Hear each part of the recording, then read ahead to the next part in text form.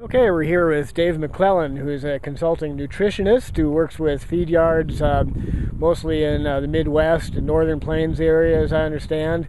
But Dave works with a variety of feed yards, and he's seen, especially this year, a lot of young and highly stressed calves coming up out of the Southern Plains region, and wanted to just talk with you a little bit about what you're seeing with those calves, and what kind of problems you see, and what sort of programs feed yards are using to try to minimize the problems, sickness and performance problems with those calves as they come in.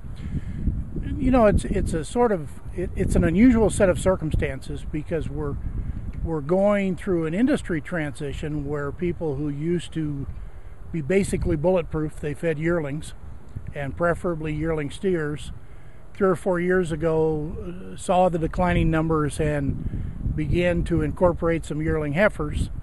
And when you just couldn't get enough yearlings, then we incorporated long strings of ranch raised, preconditioned, VAC 45, already weaned, kind of the semi-bulletproof calves.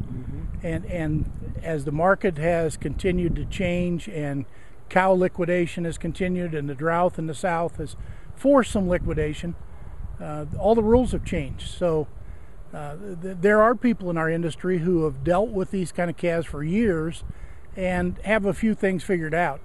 But we've got a lot of people this year in particular who are plunging into this arena for the very first time, and the initiation fee is rather costly at times.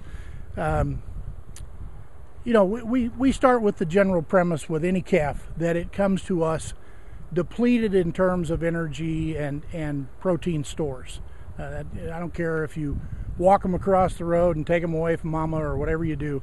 Any amount of stress quickly depletes protein and energy. So that's our first objective. We've instituted some practices after talking to a lot of people and looking at the literature and whatnot.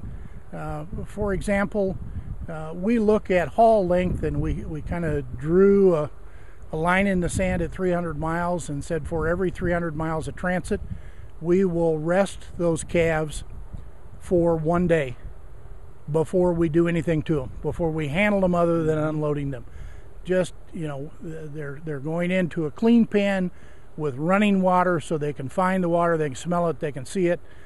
We prefer to put them in pens that are wider than they are deep, keep them closer to food and water, provide 18 inches to 2 feet of bunk space so there's no reason for them not to come and eat.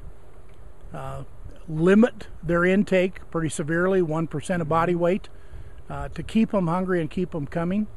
And we sort of time the pen rider's rotation with the delivery of feed to those pens. And the pen rider sets at the gate at the back, and anything that doesn't come to the bunk with the feed truck automatically comes out. We've incorporated some of the newer fever tag technology out of Texas. There's a company down there making an ear tag with an LED light and a probe that goes down in the ear canal and picks up tympanic temperature. Watching those, we're just trying most anything that might help us get ahead of the curve.